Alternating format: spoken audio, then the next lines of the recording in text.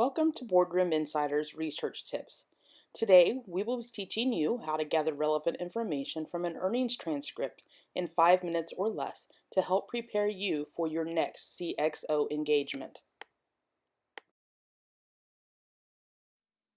Hi, this is Sharon with BoardroomInsiders.com, and today I'm going to show you how to read an earnings call transcript in 5 minutes or less and pull out all sorts of great information that you can use to prepare for a customer meeting.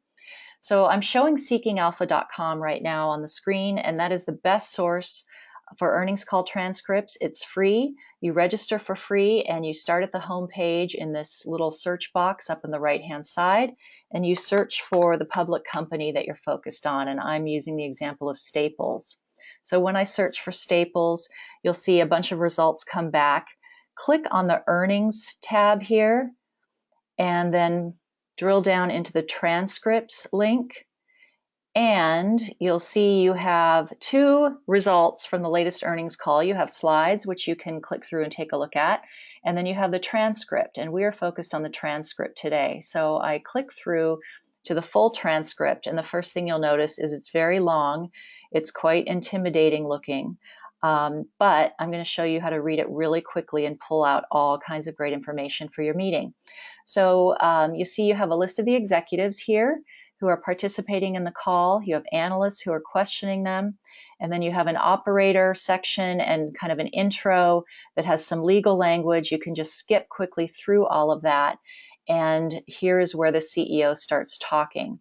Now, what you want to do is avoid focusing on past financial results and really focus on where they're headed in the future. Look for words like strategy, and lo and behold, right here, we see she's talking about something called Staples 2020, which is their strategy. They have 4 strategic priorities, which is really helpful to know. And then she drills down into all of those.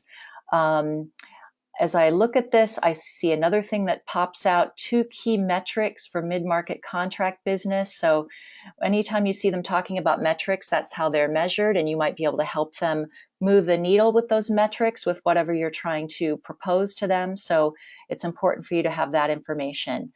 You can see they're using words like growth platforms. This is probably what you should know as well.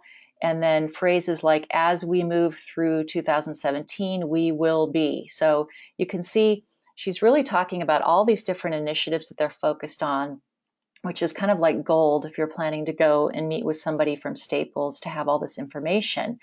There is also a section here about cost savings plans and how they plan to do it. They're going to be driving savings in their supply chain.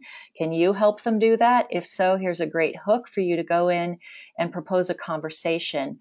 They're narrowing their geographic focus to North America, even though they've expanded into Europe. They're pulling back from that a bit. So look at all this great information we're getting from just scanning for the right words here.